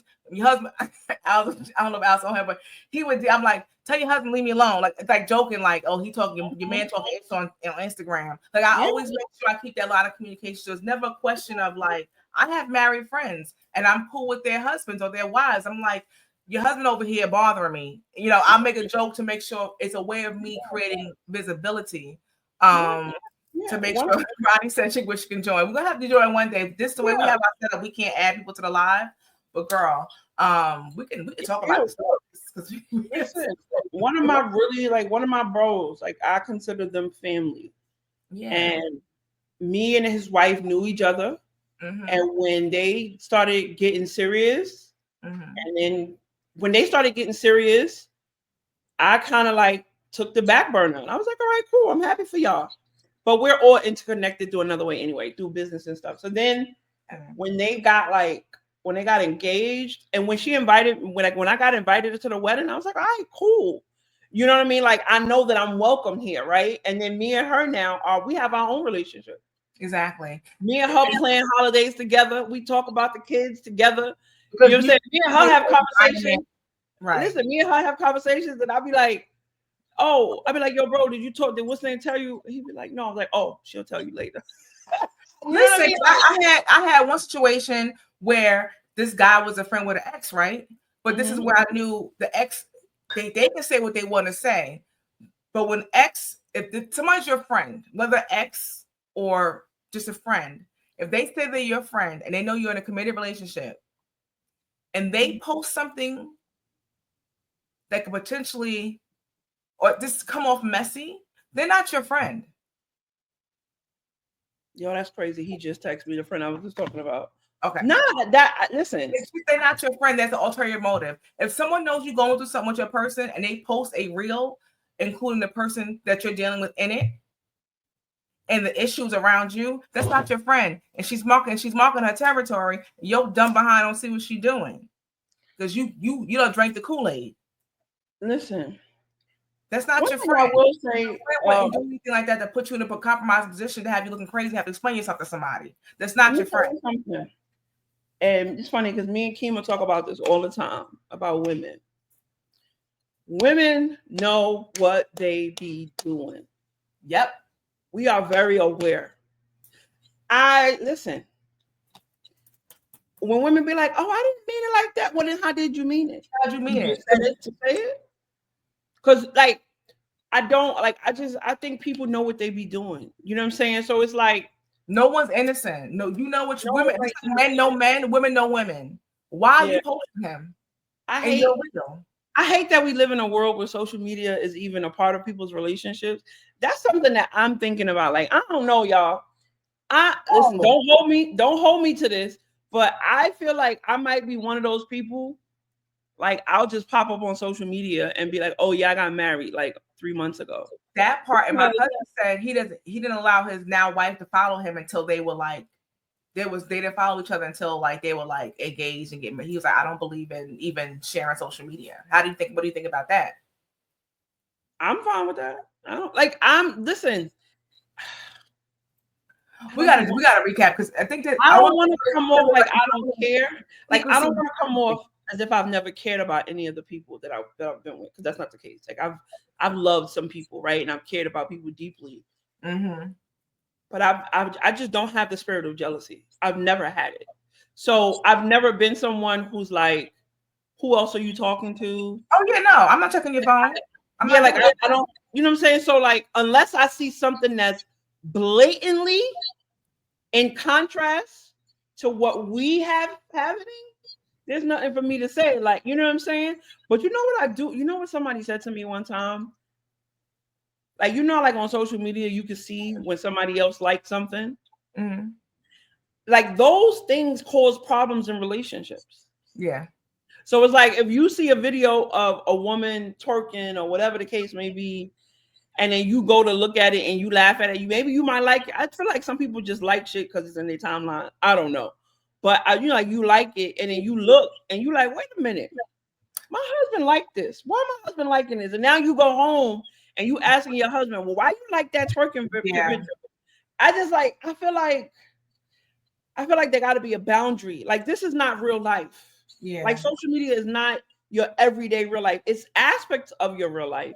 Now, if your husband is sending messages to people or sending things, like, that's different. Yeah. But it's just like, I just don't understand the concept of creating conflict in your relationship based on how we're engaging on social media, unless it becomes something that's happening in real life. There's two things. I think, like, if you're actively searching, like, if men are searching up booty pics, that's different. Like, you see, because your algorithm shows you what your interests are. If you just randomly like liking a girl's like video, it depends on what your interest is. That's what you're looking at. Because you can look at men and see what they follow and see what they into. There's a whole bunch of IG girls, IG models. Sir, what are you doing? But like, that's not the space. I don't think that's the space for you to be doing all that. But I don't know. That's just my personal opinion. But to your point, I'm not checking phones. I'm not checking your following. But if you tagged in it, I'm on your page and I see that you tagged in something and included X, I'm gonna look. So let me just say this. Let me just ask this question, because this is a deeper conversation. Because I have like I'm gonna follow up next week because it's one I want. I have a lot. Yeah, I have a lot to say about monogamy and choice and love and all these things too. But let me ask you a question. If I was in a relationship, are you saying I can't like and share David Banner videos and pictures no more? Yes, you can. I'm not talking about that. That's what I'm talking about. I'm talking about like But I'm looking at him like, we're visual. We're like I don't have a if I'm outside with my man and he's like, yo, she got a bed. She do, babe. I don't have a problem with man. Like if I'm with my man, like, yo, yeah, that's cool. Y'all got a problem with that either. Or like you liking a pretty woman. But the difference of like appreciating someone's beauty and you actively looking up So then what's the line for women? Because if you're gonna put that, there's thirst trap dudes too. There's these dirt that be having the prints in their pants and stuff like that. Then so I don't like those. I don't know. For me, I don't like stuff like that. I may throw to my two with the eyes, but I ain't gonna like it. I may throw to like, girl, look. That's worse. Putting the eyes on it? No, like, I'm sending it to you in the group chat. Oh, we can share it, but don't like it. We ain't gonna like it. That's my rule of thumb. Oh, because right. So the idea is because it's creating a public awareness. It's a public footprint. They can see you liked it. So I don't want nobody to have a question of what I like. I'm not gonna like everything because there's even things I like. I see that I may agree with. I'll even send it to you, but I won't like it because I don't want everybody know what I'm. We look but people are nosy and they be looking at your activity. Yeah. Now I don't like likes like that, but I'm not commenting on nothing. I may send to my girl like, girl, look at this. Look at his old thirst trap himself. But like appreciating a fine man. I mean, we're visual beings. Like that's not part of human nature to appreciate someone's beauty and physique and strong jawline. I mean, I don't think there's nothing wrong. And a full beard. And a full beard with a little salt and pepper. Ooh, thank you. When it's attached to an evolved man that's mature and confident, like that David Banner video when he talked to that girl. Ooh. Wow. Oh my God. David is fully in his season and I'm here for it. I'm here for it. But he's someone who was like understands that they've sabotaged themselves. They played a hand in why they're still single and he's ready to come and walk in that. So I pray that for all of them. I pray maturity and evolution for all the men. Because there are women like us that are waiting to love you. Waiting to love you and to help you further push you into your greatness. But you have to start. You got to start. I can't. Yeah, you're right. You gotta know what you're doing. You gotta believe in yourself. The rest is up to me and you. I don't chase waterfalls. You gotta get it together. You gotta have it together. You gotta be able to teach me something. Teach me something, and then just come in. Whatever. I'm not gonna go down that rabbit hole because I think we can follow. It's a good. I know we started late with this conversation, but I think it's a good point. It's good topics to talk about. One, social media, relationships in social media.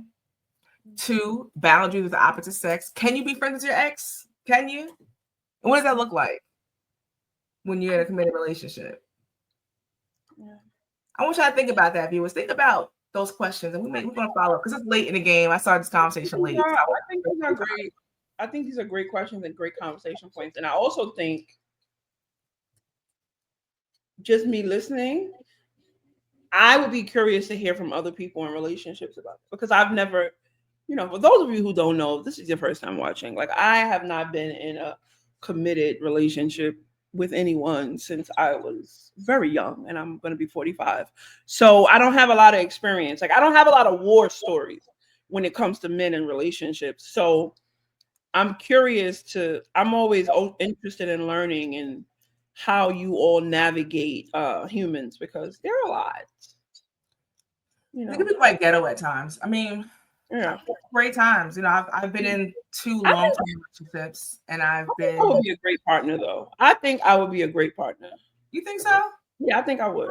I think I'm really. You would be. I think. Oh, you was being sarcastic at first. I was looking down at my, the dark chocolate peanut butter cups from Trader Joe's.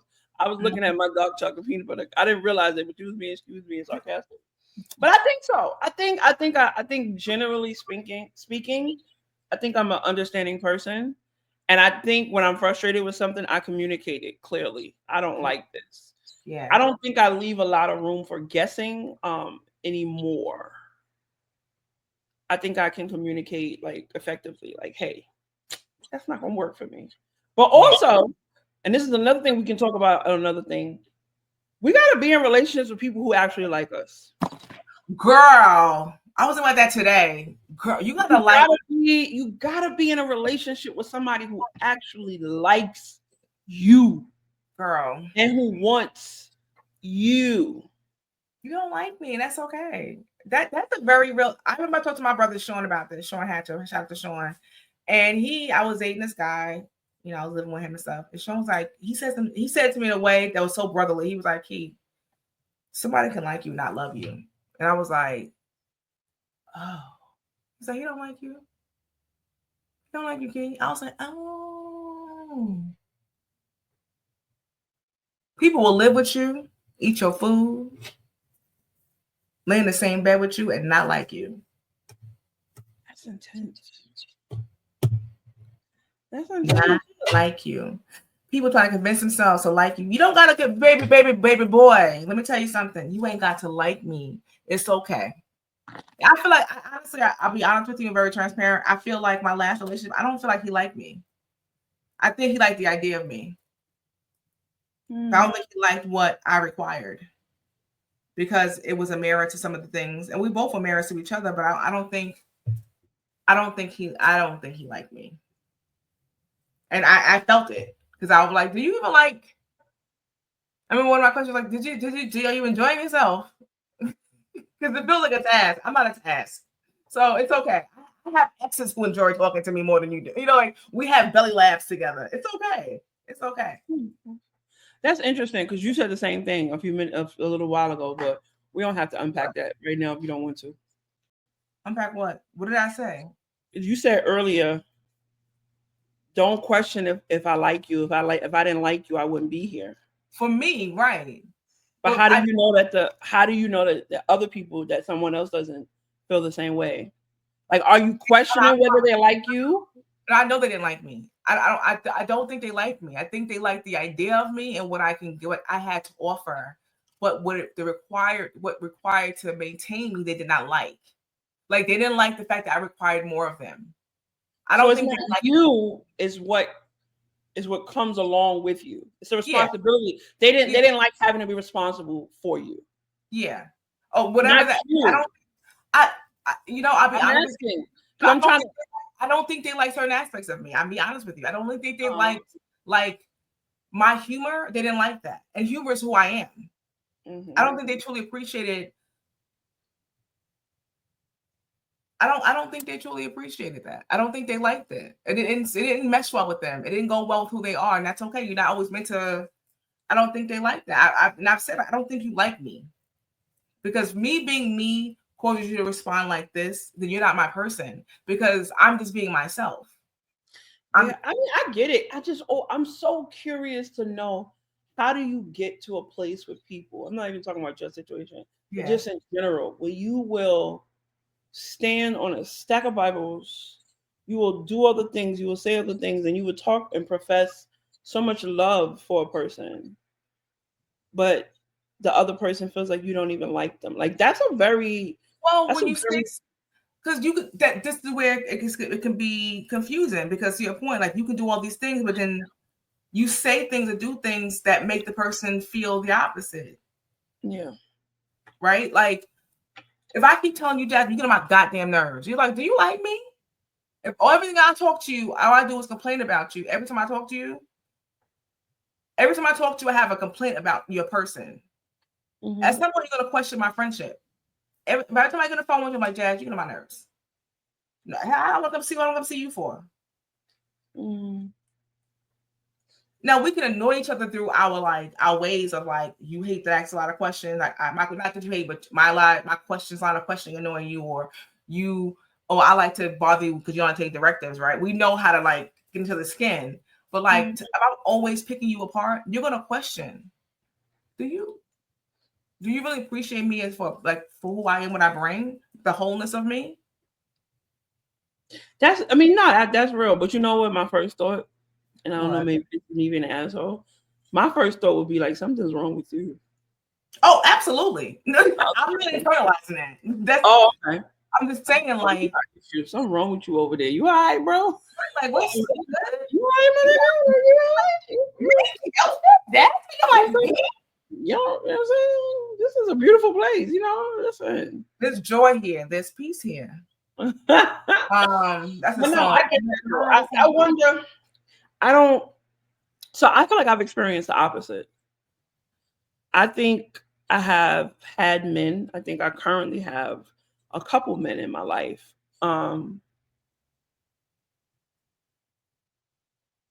who like me, but they don't want me. And they might even love me. But I think that's just because there's a lot that comes with me. And I have a lot to offer just as a person. You know, like I could sit on the phone, like we could sit on the phone with somebody for an hour and inspire them. And that's just by us just having a regular conversation. You know, like just I hope. Shut up, Kiosha. Shut up. Shut up.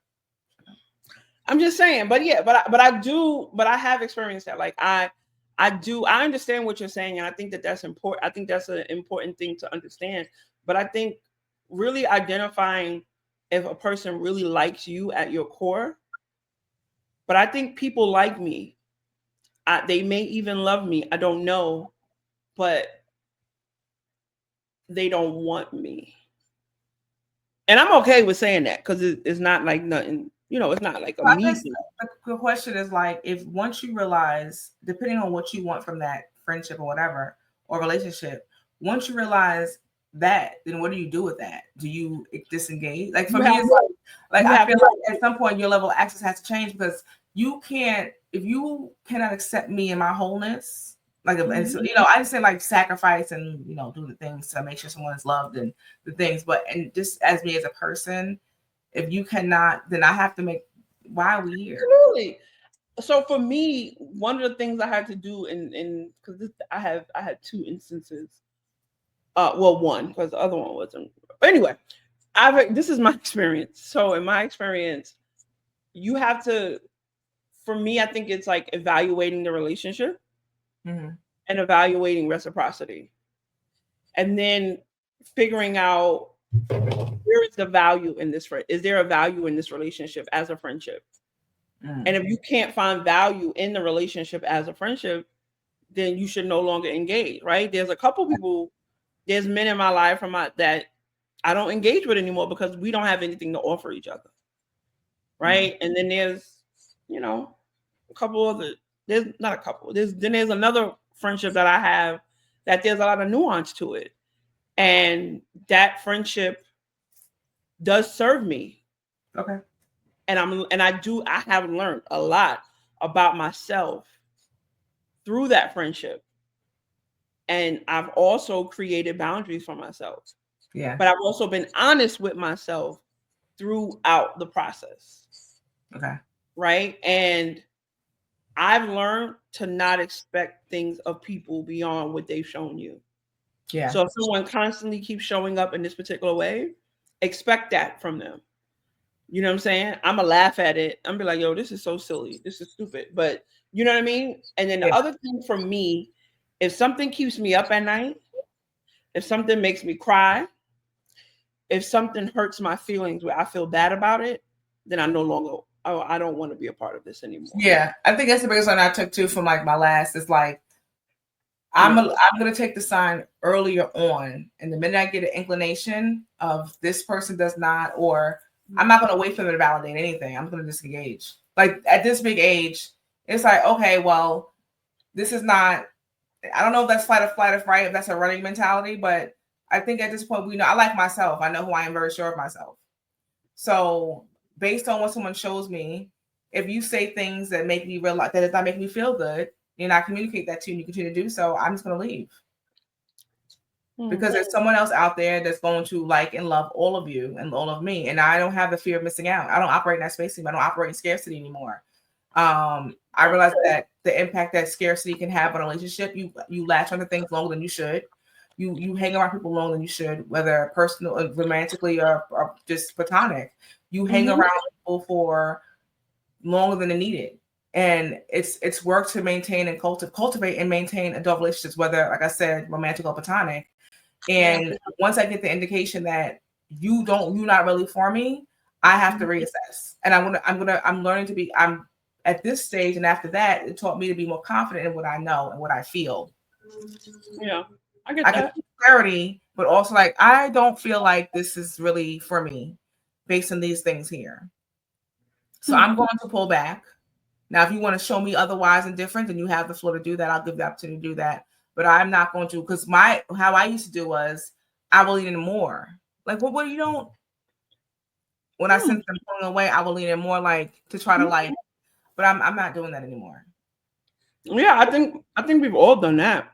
Yeah. And I found myself doing that in the last relationship, and I'm trying to like, right, like, see me, like, see, I'm good. And it's like, no. You know I'm good. Yeah, I think we all do that. We lean into things. For me, as I'm building my confidence up, and I'm like really tapping into like what I really deserve and my worthiness, just in general, right? Telling people how I really feel and not worried about the outcome. Yes. And not worried about the outcome. So that's how I used to show up in scarcity in like friendships. Yes, me too. I wouldn't say how I really felt because I don't want you to leave or I don't want this friendship to end. But now I don't have that fear anymore. I'm going to say how I feel. I'm not going to say things just to hurt your feelings. No. I'm going to be honest with you about how I feel. You know what I'm saying? Oh, what happened? Nothing. I was saying. No, not you. Something popped on the screen. I'm going to be honest with you along in my process. Because as I'm processing and I'm growing, I'm also figuring out, does this friendship or this relationship still serve me, even if it's platonic? You know what I mean? And there was a time like in one of my platonic relationships where I wouldn't always communicate how I felt about something from fear that this person would no longer be in my life. And this person really brought something really positive for me. Like it brought something for me and it was something that I wanted. I didn't want to let go of. But then when I realized, oh no, you got to be honest with how you feel throughout this whole thing, because that's real authenticity. That's a real friendship. If your friendship can ebb and flow and peak and valleys, and there can be times where y'all don't talk for a long period of time, or there can be times where like you can be like, yo, I ain't really feeling you right now. I'm gonna go over here. You know what I'm saying? And it's like then they try to re-engage and they acknowledge, you know what I mean? Like it looks different. For me, that's what I've experienced and I'm learning. But also I think for me, because I don't have a lot of experience in long-term committed relationships, I think that was a part of my lesson. And like these last couple of years, learning how to engage in conflict, disappointment, and hurt with people I care about. And that the world doesn't have to end because you hurt me or you disappointed me. Yeah, it's real. You've done these things. You gotta be just that comes with consideration in love for each other. And like think about your reaction to, because a lot of times we unintentionally hurt each other. And it's not like if someone hurts my feelings, I consider my friendship first before, for me anyway, and how I've learned to look at it. And it's just this is my experience. Yeah. And how I choose to approach it. This is not talking about anybody. I'm talking about how I choose to approach things and how I think about my friendships. If there ever is a misstep from me or a friend, I take a step back and and say, okay, who am I? Like I told you about who is it coming from? Look who it's coming from. Yeah. Who this person's been to me. So I may disengage for a moment to like take a step back, but I'm never saying F this person. That's never crossed my mind, or I'm not their friend no more. I'm just like, I'm gonna take a step back till I'm ready to deal with this. Sometimes I can be a little I don't like conflict, so I'll avoid sometimes. I can be I hate to use the word avoiding because all these dirty words. I'll avoid. I may be a little quieter than usual, but that's my way of like respecting the friendship. And I don't want to cause harm because maybe my feelings are hurt and I'm considering who you are in my life. So I love it's come up from a love and respect. I'm going to pull back rather than I'm never saying F my friend. I'm never saying, that's how I choose again to look at it. And always, like we talked about a couple episodes ago, when you had something and you felt your friend was a little bit, I was like, but maybe they're going through something. What? Okay. You know what I'm saying? Like we always got to consider what's going on. Yeah. Friends' life.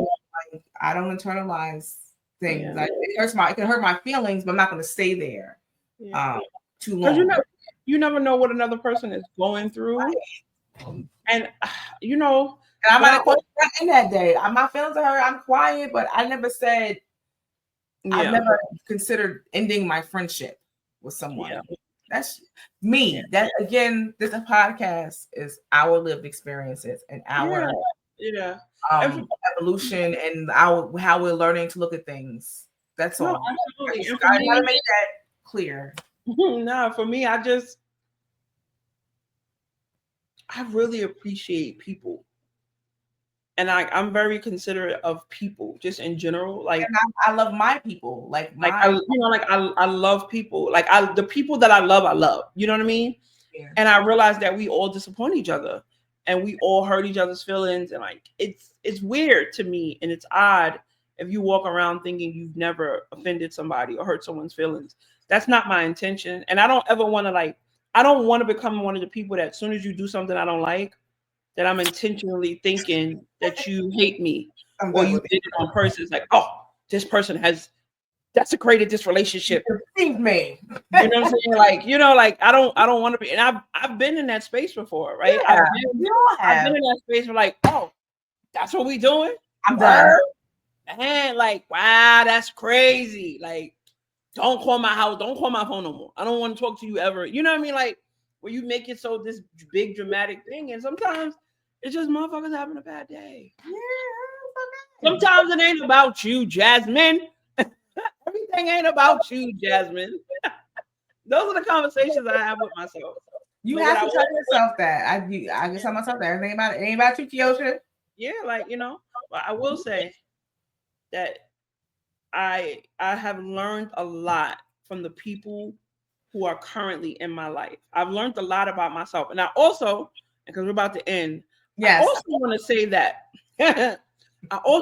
that having relationships, being in friendship with people is a really great tool to learn who you are.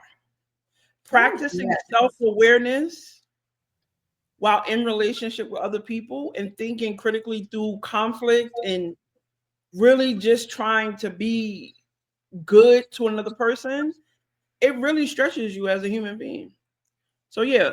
So I say all that to say all of y'all are a little bit of prototypes for me testing out my own behavior. That's why I keep y'all around.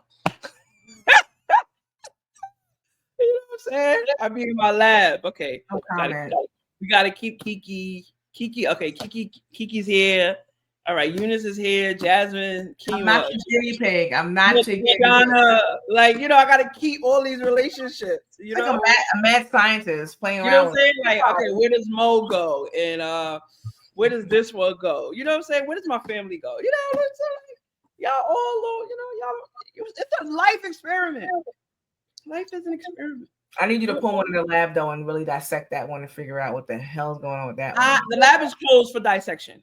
I'm not dissecting anyone anymore. I've given that up for the rest. Because I stopped.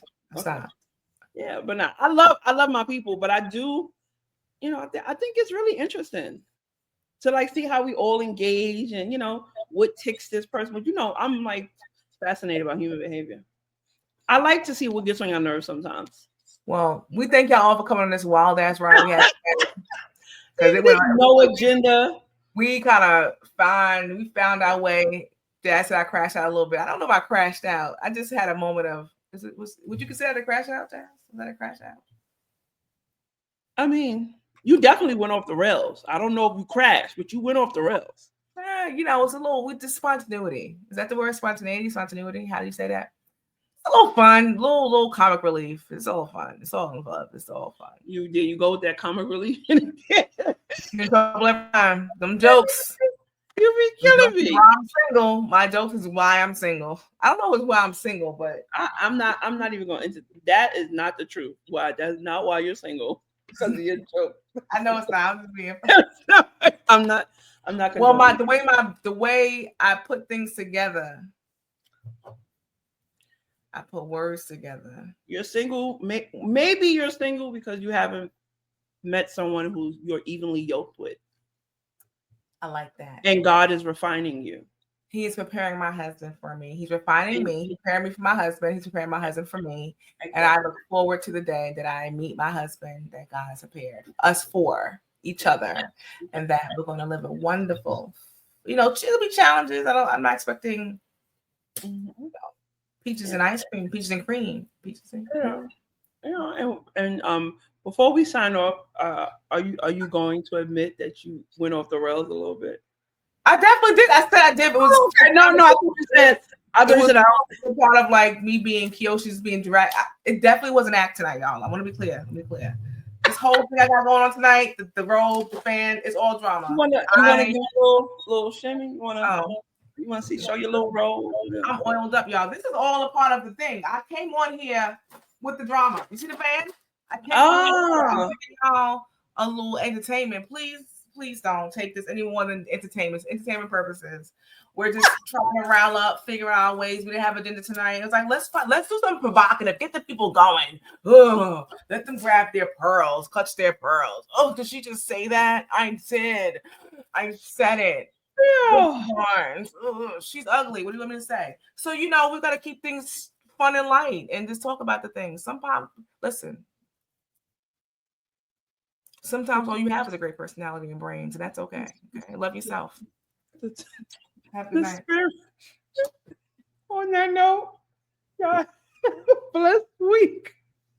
This has been episode 10, brought to you by StreamYard and the Heal with Love podcast. We want to say thank you for tuning in. We hope that you have enjoyed this episode, and y'all have a good night. All right. I holla. Yeah.